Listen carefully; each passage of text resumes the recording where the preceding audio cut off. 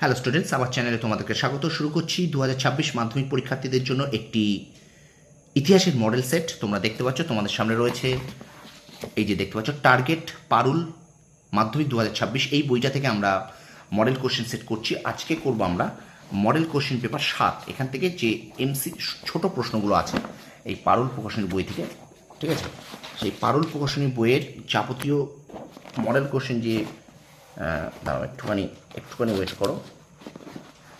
বইটা যেহেতু খুব মোটা না, তোমাদের সামনে তুলে ধর, হ্যাঁ ঠিক আছে, দেখো। আচ্ছা, মডেল কোশ্চেন পেপার 7 আমরা পড়ছিলাম, তো চলো শুরু করি ক্লাসটি। দেখো, প্রথম প্রশ্ন বলছে, দেখো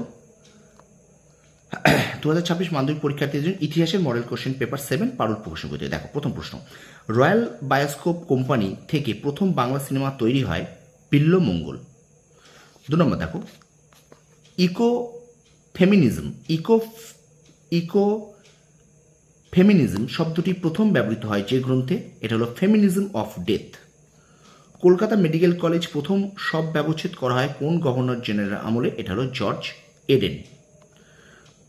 ভগবতী বিদ্যালয় তৈরি হয় 1890 খ্রিস্টাব্দে। ব্রহ্মবন্ধু সভা গঠন করেন কেশবচন্দ্র সেন।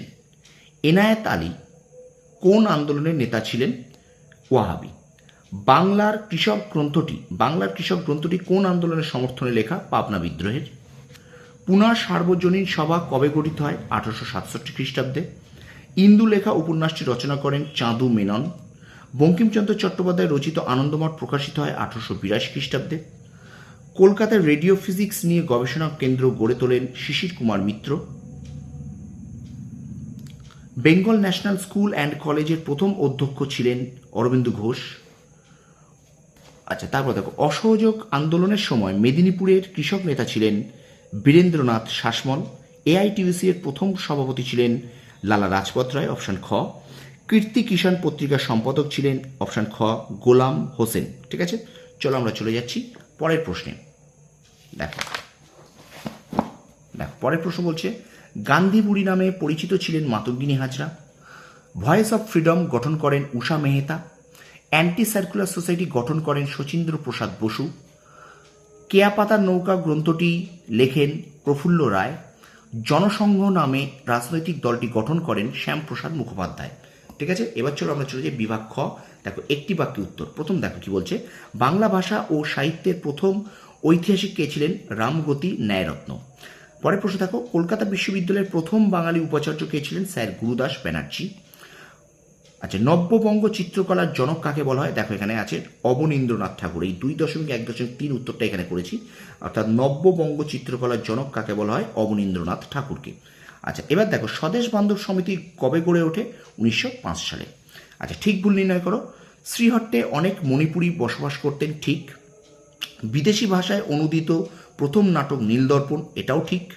বিদেশি ভাষায় অনুদিত প্রথম নাটক নীলদর্পণ, ঠিক।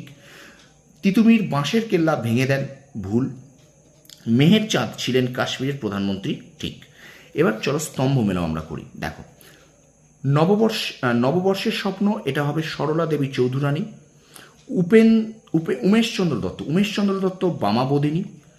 আচ্ছা, রাজসিংহ 1882 সালে।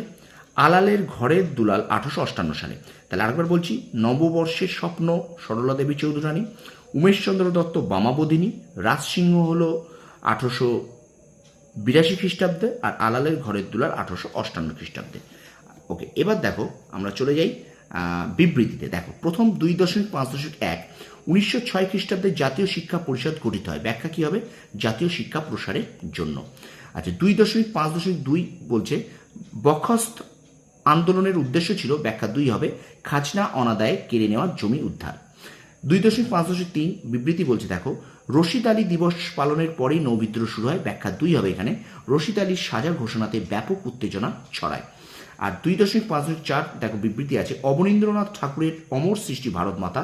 ব্যাখ্যা 3 হবে এখানে স্বদেশ প্রীতি জাগানোর কারণে।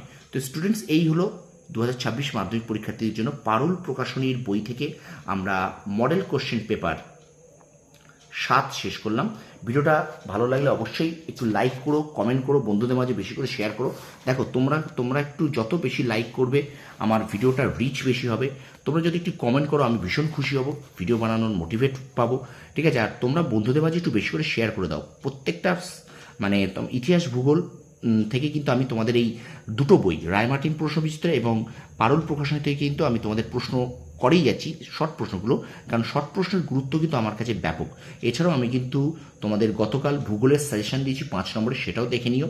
ঠিক আছে, তো একটাই কথা বারবার বলো, ভিডিওটা একটু বেশি করে শেয়ার করে দাও। আর আমার চ্যানেল যারা এখনও সাবস্ক্রাইব করোনি তারা সাবস্ক্রাইব করো, পাশে থাকা বেল আইকনে প্রেস করে রাখো। তোমরা সফল হও, তোমাদের সাফল্য কামনা করি। ধন্যবাদ।